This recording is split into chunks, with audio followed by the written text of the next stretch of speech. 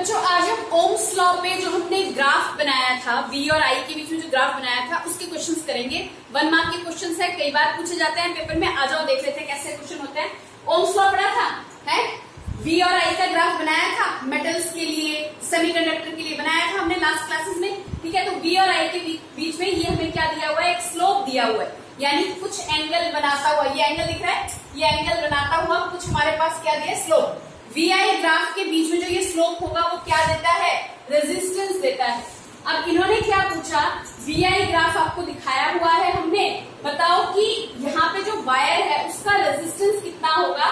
Option है 3/5, 5/3, 5/2, 2/5। कैसे निकालोगे, ओम्स लॉ क्या कहता है, V = I × R। ठीक है, तो अगर R निकालना है तो कितना होगा, V/I। अगर आपके पास ग्राफ दिया हो ना तो एक काम करना भैया, V2 - V1 upon I2 - I1 कर देना। ठीक है, V2 - V1। अच्छा देखो यहाँ पे कोई भी दो वोल्टेज उठा लो, भाई एंगल तो बदल नहीं रहा है, यहाँ पे थीटा है, यहाँ पे खींच के देखो यहाँ पे भी थीटा आ रहा है, तो यहाँ पे करंट कितना है, 5 का करंट कितना दिख रहा है, 5, वोल्टेज कितना दिख रहा है, 3। ठीक है, यहाँ पे हमें क्या दिख रहा है, करंट 10, वोल्टेज कितना, 6 दिख रहा है। तो ये वाला स्लोप उठा लो, ये स्लोप उठा लो, ये छोटा वाला ट्रायंगल दिख रहा है ना। तो यहाँ पे ये क्या हो गया मेरे पास, इसको कर दो, इस वाले करंट का नाम दे दो I1, इस वाले करंट को नाम दे दो I2। ठीक है, यहाँ पे जो वोल्टेज है वो मेरे पास कितना हो जाएगा, V1, और यहाँ पे जो वोल्टेज है उसका नाम क्या पड़ जाएगा, V2। समझ में आ रही बात। ठीक है, हाँ तो इसी को ले लो ना, यही लाइन तो आगे जा रही है, 10 यहाँ पर भी, 10 यहाँ पर भी। ठीक है, तो देखो जरा, अगर मैं यही वैल्यू निकालूं तो मेरे पास R आ जाएगा, R = V2 - V1 I2 - I1। तो V2 कितना है, 10 है, V1 कितना है, नहीं V2 कितना है हमारे पास बेटा, V2 हमारे पास है 6, वोल्टेज इस तरफ लिया है ना, इस तरफ लिया है 6, और V1 कितना है, 3। मैंने ये वाला सेक्शन लिया है, तुम अगर चाहो तो ये सेक्शन भी ले सकते हो, बराबर आएगा।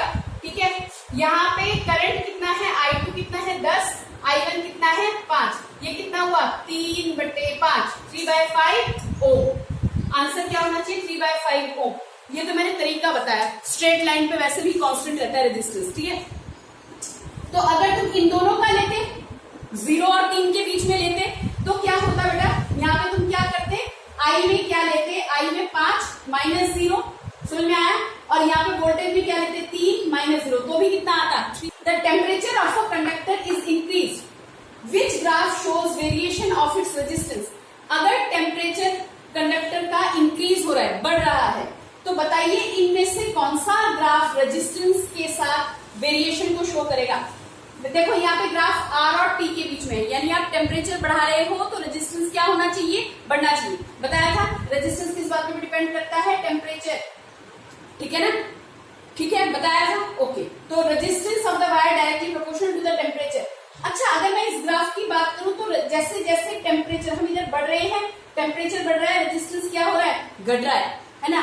यहाँ पे क्या हो रहा है, बढ़ तो रहा है, लेकिन यहाँ पे क्या लिखा है, डायरेक्टली प्रोपोर्शनल। ये डायरेक्टली प्रोपोर्शनल नहीं दिखा रहा, लेटा हुआ सा ग्राफ दिखा रहा है। ये क्या है, ये जैसे जैसे टेम्परेचर बढ़ रहा है रेजिस्टेंस क्या हो रहा है, कम, तो ये भी नहीं हुआ, ये भी नहीं हुआ, ये भी नहीं हुआ। ये हमारे पास ग्राफ हो सकता है, बिल्कुल है, यही ग्राफ है। टेम्परेचर बढ़ेगा तो रेजिस्टेंस भी क्या होगा, बढ़ेगा। तो ये अगर R डायरेक्टली प्रोपोर्शनल टू हमने T लिया था तो हमारे पास, ठीक है, बताया तो था मैंने, रेजिस्टेंस और किस किस बात पर डिपेंड करता है, लेंथ और एरिया ऑफ क्रॉस सेक्शन के अलावा resistance temperature of the conductor पे डिपेंड करता है। कितनी देर उसमें करंट गया तो हीट आया तो क्या होगा, टेम्परेचर बढ़ेगा, राइट। और किस बात पे डिपेंड करता है, सब्सटेंस पे, कि आपने किस तरह का मटेरियल ले रखा है, आपने एलॉय ले रखा है, आपने मेटल ले रखा है। बात समझ में आ रही है, तो वही।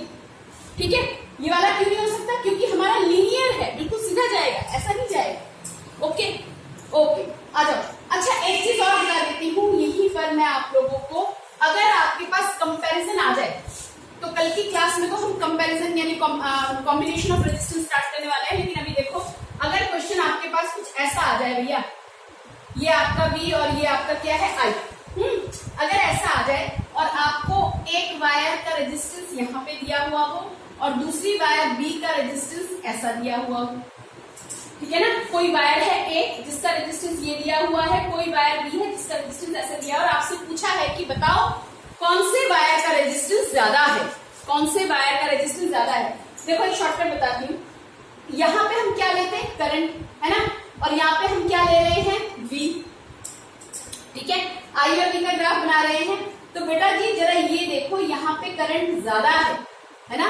अगर मैं इस वोल्टेज की बात करूं, इस वाले पर्टिकुलर वोल्टेज की बात करूं, तो कम वोल्टेज पे करंट क्या आ रहा है, ज्यादा, और यहाँ पे क्या है, करंट क्या आ रहा है, बिल्कुल कम आ रहा है। दिख रहा है, दिख रहा है, समझ में आ रहा है। तो यानी अगर करंट ज्यादा है तो रेजिस्टेंस क्या होना चाहिए, रेजिस्टेंस क्या होना चाहिए, कम, ठीक है। अच्छा एक बात और, अगर ज्यादा बड़ा एंगल दिख रहा है, क्योंकि देखो ये 90 के पास है, R2 की बात करें तो ये क्या है, हमारा 90 के पास है, तो यानी कि ये θ1 मेरा क्या है, बड़ा, और θ2 मेरे पास क्या है, छोटा। तो रेजिस्टेंस किसका ज्यादा हुआ, रेजिस्टेंस B वाले का ज्यादा हुआ, A वाले का रेजिस्टेंस क्या हुआ, कम हुआ, ठीक है।